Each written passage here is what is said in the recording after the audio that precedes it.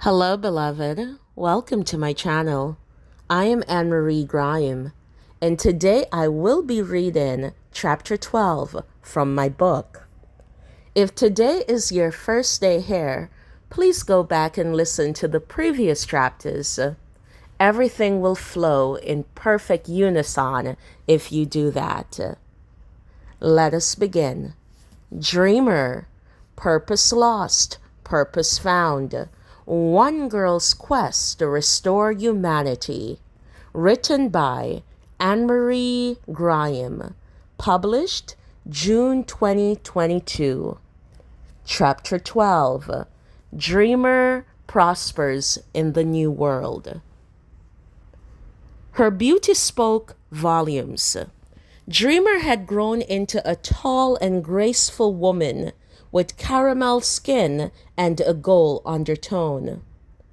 Her caramel skin also told another story of the Renaissance period, a time that many would like to forget. Wavy long black hair flowed down her back. It was always well kept, yet minimally arranged.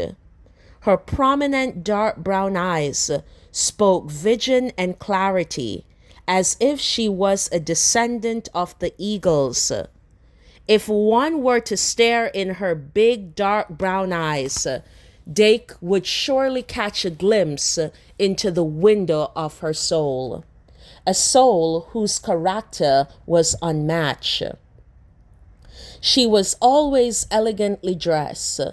Some days she wore full white, other days clad entirely in black, and on some occasions she was as colorful as the rainbow. It was her prerogative, and the fragrance covering those gowns was always alluring and refined like royalty. Never too much, but just the right amount to be memorable.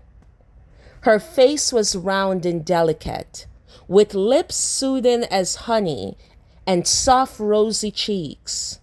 The lips gracing her face were like poinsettias on a mountain of spice. This was a woman with the quickness of a gazelle, but her lips carried the very essence of femininity. Dreamer held a long-term vision for the future, as slow and patient as the mighty giant tortoise, waiting calmly for the best moment to maximize result. Anything worth accomplishing is worth the time to do it well, after all. Her words dripped like honey. Soft, comforting sounds came out of her mouth when she spoke in her typical, soothing, nurturing tone. She truly had a mother's heart. But the most striking thing about Dreamer was not looks or mannerism. It was her voice, aura, and the ability to command the attention of anyone. The woman could influence even the most stubborn heart. She had real power, and the power was influence. These fine qualities paled in comparison to the most remarkable thing about Dreamer. It was her prophetic calling and ability to bring healing and restoration to others. This was what the purpose giver called her to do. When Dreamer defeated the giant of fear and darkness, she knew the work did not stop there. It was only the beginning of a new beginning. Time is required to heal deep-seated wounds. It would take time and effort to renew people's mind, rebuild the city, and ultimately restore mankind to the glory of the purpose giver. A daunting task was in store for all. After being in the new world for months, with days filled with hard work, she realized that she still hadn't figured out how to fulfill her life's purpose. Every day, she would roam the streets of the new world and talk to the mothers, fathers, children, and every disheartened soul she encountered. They had so many needs. Most of them were sick, broken, in debt, or in distress. Dreamer was overwhelmed. She had no clue how to restore the nation's soul, and she was going nowhere fast. She realized that just as she needed the purpose giver to overcome the giant, she would once again have to depend on him to fulfill her dreams. She bowed her head dutifully in prayer and asked the purpose giver for help. A still voice whispered gently in her heart, "Neither by might nor by power, but by the Spirit of the purpose giver. Do not despise the days of small beginning." The woman then stood up. She knew what must be done. Later that day, she gathered some lost citizens of the New World under a tree and preached the words of the purpose giver. They were words of life, hope, and grace. The more people listened to his word, the more their lives began to change. They heard the truth, and the truth set them free. News of Dreamer's teaching spread throughout the New World. Every day our congregation grew. It did not take long before it numbered in the many thousands. People gradually became filled with hope. Prisoners of the mind were set free. Scarcity and lack in the land returned to abundance. The sick were healed, and blind eyes were open. People gave up their old life and surrendered to the purpose giver in record number each day. The woman helped people find their purpose in life, and they in turn went about helping others to find their purpose. As a result, people began assuming position of power in the 7 spheres of influence in society. Many people had a similar calling as Dreamer the Great, and they dedicated their time and effort to go about helping people to find their big dream and restoring man to the glory of the purpose giver. Young people with dreams pursued their goal to bring honor to the purpose giver. They worked to bring forth wholesome entertainment for the joy of others. Several more started businesses. A few went into banking or became artists and created beautiful works. Regardless of position, each endeavor was met with decency and honesty. Equally important, since it was their purpose they were fulfilling, they themselves were fulfilled and content. There was something unique that Dreamer the Great noticed. Some young ladies did not have dreams of traveling or pursuing work in religion, finance, entertainment, or other major sphere of influence. She was a bit concerned, and one day she decided to speak to a group of young ladies. She expected them to tell her that they were still trying to find their purpose, but instead they boldly told her that their dream was to be a wife and a mother. Raising children with love for the purpose of the purpose giver was their calling. The woman told the girls that that was quite noble of them. Theirs was one of the greatest purpose of all. She encouraged each one to hold on to their dream and reminded them of the importance of the family unit.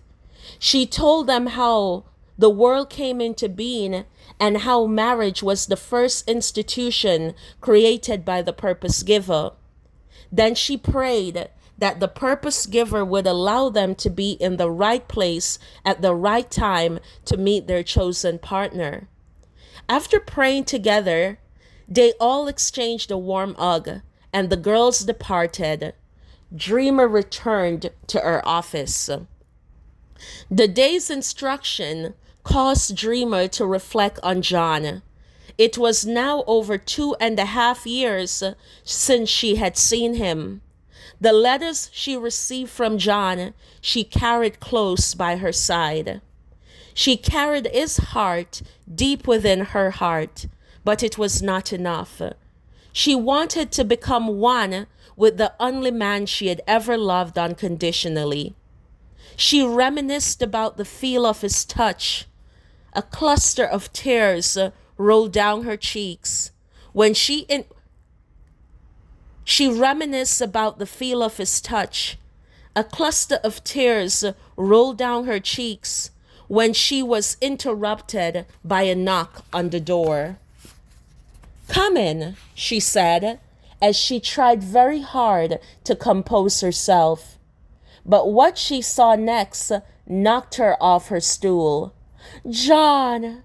Oh, John!" she yelped with excitement. Her eyes were wide, and a smile beamed across her face when she saw her love John. He was standing proudly in front of her, tall and ruddy, with a sparkling diamond and sapphire ring in hand. The girl ran into his arms, full of joy and laughter. Her earlier tears of sadness had turned into tears of happiness. John eagerly returned her embrace with a love that was hotter than the flames of fire. John gradually loosened his grip and went down on one knee as he asked his beloved for her hand in marriage. "Will you be my wife, my forever bride? I promise to love you with soulful amazement. I promise to look into your eyes the way I do now and always lead you closer to the one who created us as we journey towards our destiny." If a person could melt, that person would have been Dreamer at that very moment. "Yes, John, without reservation. I give myself to you. I will be your forever bride. You are the culmination of a dream come true. You are my best friend, my soulmate, and the one person I love the most in this world. You are not only my family, but you are also my home." John slid the ring on her beautiful finger. A promise of eternity was now fulfilled. He rose from his knees and kissed his betrothed, a long and passionate kiss. 6 days later, they had an intimate wedding ceremony in Fairhaven. They could feel the presence of the purpose giver alongside them.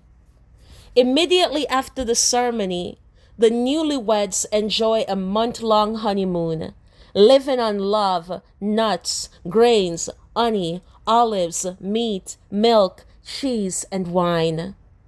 They wined and dined each other. Later, they returned to their new home, a beautiful homestead in the countryside of the New World. It was here that they invited as many people as they could to celebrate their holy union. It was the wedding feast of the decade, and everyone had their fill of food, wine, and laughter.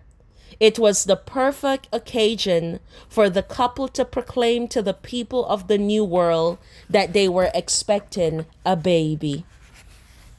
9 months later, Dreamer gave birth to not one baby, but 2. The girl they named Tabitha because she was a promised child and the fulfillment of a prophecy. The boy they called Michael because he was a gift from the purpose giver. Later, they were blessed again with a 3rd child who they named Shiloh. Dreamer would spend the rest of her life serving the purpose giver and taking care of her little family. She also found an amazing way to live out her purpose and reach even more people using her creativity. The woman was a trailblazer and a messenger for the purpose giver. Everything she did was for his glory and the blessing of humanity. She learned that media could be an extension of her voice. She wrote books that inspired people to change from the inside out, Magazine and newspaper articles gave pertinent information to people in a more real-time fashion. She even started her own publishing company called the Restoration Press. Each week from their farmhouse, she produced a radio show which aired nightly at 7 p.m., helping people find their purpose and authentic place in life. As her popularity grew, so did her influence.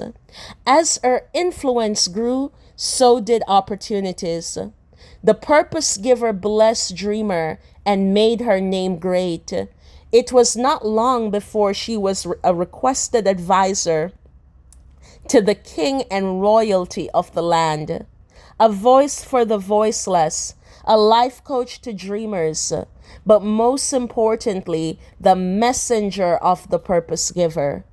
Still, it was evident in her work that she never forget where she came from. She continued to reach out and do great things for the people of Blue Rhapsody. She spent several years praying and believing for the restoration of her own family. Even though Grandpa Jacob and other close relatives were no more, she always remembered Narcissa. Later, after several years, her mother eventually joined her in the new world.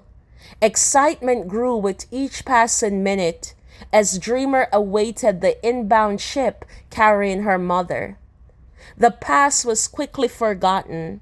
After so many years of absence, the moment she sighted her on the deck, "Mother, Mother," Dreamer ran to embrace Narcissa with tears in her eyes.